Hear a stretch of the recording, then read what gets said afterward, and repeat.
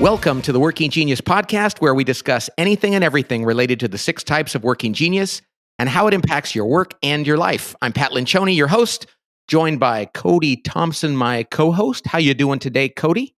Doing great. Go back to old reliable. Doing great. Doing great. We got Matt Lencioni, our engineer, not on mic. He might jump in, you never know. And Cody, what's our topic today?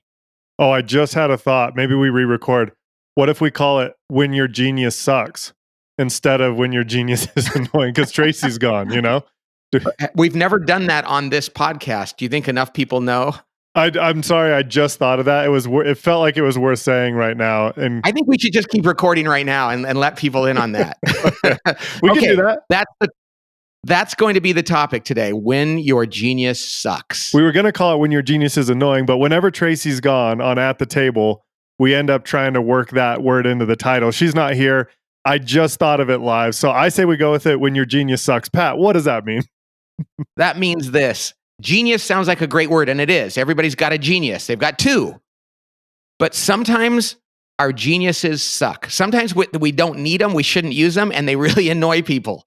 And we can't help it usually, but we do it anyway because we're used to it. So we're going to talk today about how every one of the 6 geniuses can be really annoying to other people, but even to ourselves, right? Yeah, I think that's it. It's not just that like, hey, somebody else finds your genius annoying. Sometimes it's that when you're hardwired to think about things a certain way and you show up that way, there are times where even you can't help yourself from doing it. And your internal filter is saying like, please don't do that thing that I know you're about to do. And you do it anyway, because this is how we're wired and it's what we enjoy. And so I think like you, Pat, the reason we came up with this topic is we were thinking through all the ways that we annoy others and find ourselves annoying sometimes with our geniuses. And you could go down the list from W all the way to T, from wonder all the way to tenacity, and say, hey, there's a time when each of these things, when you show up this way, you know you shouldn't, you do it anyway, and it annoys others. Yep. They say when you're a hammer, the whole world looks like a nail, where sometimes the world doesn't need a hammer, but that's all we know how to do. Yeah. So let's talk about first, the genius of wonder. A wonderful genius, but sometimes the wanderer who ponders things and asks questions and is curious and just thinking about things, sometimes we don't want that. Yeah. And sometimes we're deep into a project or we're doing something, and out of nowhere, the wanderer says, hey, is this really the right idea? And we're like 2 days from launch, and there's nothing we could do if it isn't the right idea. And we're like, could you please not wonder right now? Right. The stage for wondering is over. Exactly. And that's one way you find it annoying, is when they do it out of the confines of that process, like out of order or in the wrong environment or something. But also it can just be that people with wonder ask a lot of questions sometimes. And sometimes, and we've worked with people that have wonder, you can, I'm a galvanizer or discerner. So I remember a particular person we worked with who had lots of wonder, and it seemed like every day I had to resatisfy all the questions. So they'd be like, what about this? What about this? What about this? And I'd be like, okay, well, good. I answered all those questions. We're on to the next thing. And then I'd show up the next day and, hey, can you just remind me again why? And I was like, oh no, can we just do this one time? So it can be the amount. Yep. We need wonder, but sometimes it is annoying. Yeah. No doubt. And we're going to, this is an equal opportunity podcast. We are going to pick on every single one of these, including our own. So let's go to invention, because you are an inventor of the highest order. Like, you're an inventor on steroids. And there are times where you find it annoying. Well, no, as it turns out, this is the one, Cody, that has no factor that's annoying. Nobody is ever annoyed by invention. I actually wish Tracy were here right now, because 25 years of working with you, she'd probably have way more stories than I would. But it's funny because we utilize your invention so much. And then there are other times where I'm like, hey, Pat, I'm going to send this email out to this group. And you're like, oh, you know what we could do? And I'm like, no, Pat, it's just an email. Turn that off. I don't need that right now, but you can't help yourself. That's just who you are, how you're wired. Absolutely. And there's plenty of times where it's like, we don't need a new idea. Right. And I'll be in a meeting and go, oh, I have a thought. And they'll go, yeah, we don't need that right now. Keep it to yourself. There's also this thing that where you've surrounded yourself with a bunch of discerners, and there are inventors like to innovate and change things. And then there's a bunch of people around you that are like, well, Pat, this isn't broken. So you don't need to innovate around this. You don't need to change this, like come up with something totally new. We have a system that works, you know? And so there are times where I think that we could probably give you a little more permission sometimes, but you have a lot of ideas. Oh, yeah. And sometimes that's great. And sometimes it's exhausting. It's like, we'll humor him and let him tell us, but we're never going to use his idea because we don't need another one. Or my wife will say, hey, help me clean the garage. And I'll be like, ooh, yeah, I have a new way that we should do. And she's like, I didn't say redesign the garage. Yep. I said, just help me. Just do what I ask you to do. So invention can be very annoying. And for me, it's annoying because I find myself constantly, and this is really annoying, like I'm always looking for a new model for something. Like, you know, when I should just be living and doing whatever. And I'm like, ooh, I think there's a new model there. And it's like, shut up, Pat. The world doesn't need a new model for that. Just put away your eye. Mm-hmm. So even for me, it can be annoying to be an inventor sometimes. Yep. Okay, let's do discernment then. So both of us are discerners. The discerner is, you know, it's sort of that integrative thinking, the evaluating ideas, the figuring out what works. Yeah. Exactly. Evaluating, assessing, giving feedback, all that stuff. So I can tell you from a personal story about how discernment gets annoying to others and to myself. Is discernment is one of my working geniuses. And I was telling you this story earlier. I cannot believe, and I think it might be because I'm a discerner and galvanizer. Like I see something or evaluate something, and I can't help myself but tell someone. But so Lindsay and I, my wife, we're having a spirited discussion about 2 nights ago, and I had provoked a little bit of an argument, and she listens to this. She constantly is afraid of what we do in the home, that it's going to wind up on the podcast, and it is 90% of the time going to happen. But we were having this conversation, and in the middle of an argument, I literally was discerning, hey, you know what? If she had showed up this way to this conversation, this would have gone a lot differently. And in my brain, I'm like, don't give her feedback right now. This is the exact wrong time. But I could not help myself. And I'm literally trying to stuff the words back in my mouth where I'm like, hey, let me give you a little feedback on our argument here. And she's like, this is not the time. But that is actually how I'm wired. I couldn't help myself, even though I wanted to. It was, hey, that's when my genius sucks. That's when it gets annoying to other people, is when you can't help yourself but evaluate things or figure out, hey, this is how it could have gone better. Oh, yeah. I'm the worst person in the world to go to a movie with because I love movies, you know, and if it's bad, I analyze it and I have to curate it and tell people why it's bad and what could have been better. Years ago at the table group, we used to bug out of the office and go to a movie once every 6 months. And we'd pick bad movies, whatever, you know. We went and saw Charlie's Angels, the first one. And I don't want anybody listening to this to try to tell me it's a good movie because it was horrible. and we left the movie theater and came back to work. And people were like, yeah, that was pretty good. And I was like, no, it wasn't. It was horrible. And it's like, I had to discern. I couldn't just go, it's fine. Right. But I'm constantly rating things and evaluating things and making lists and all this kind of stuff. Sometimes you just need to say it was fine. I think that's a really good example, because I think that the way that Amy and Tracy were saying it's fine was probably like, hey, that was pretty fun. We got out of the office and we just watched a movie that we had very low expectations for. But as a discerner, you were like, no, you can't say that movie was good, and you can't help yourself but say that. You know, it's just like, you go to a movie, a play, a restaurant. You listen to a sermon sometimes, and I'm like, yeah, that could have been better. It's like, shouldn't I just sit there and go, oh, I'm supposed to learn from this? You know, it's just, you can't shut it off. It's so true. I go to church, and if things are disorganized or somebody's making a mistake, I have to evaluate it. And, you know, G is one of my working competencies. Afterwards, I'm like, I got to go tell the priest. Yeah. I got to go. They have to change that. It's like, hey, just relax, buddy. Go home and watch TV. So, yep, D can be annoying. Can be annoying.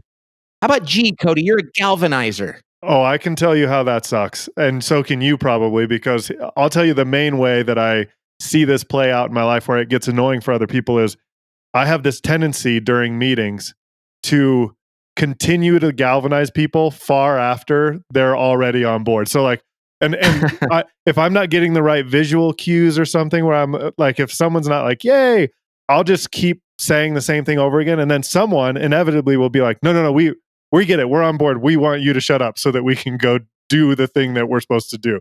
And I end up over and over again going, oh, you gotta, come on guys, we're going to do this. And they're like, yeah, we get it. We're on board. Yeah.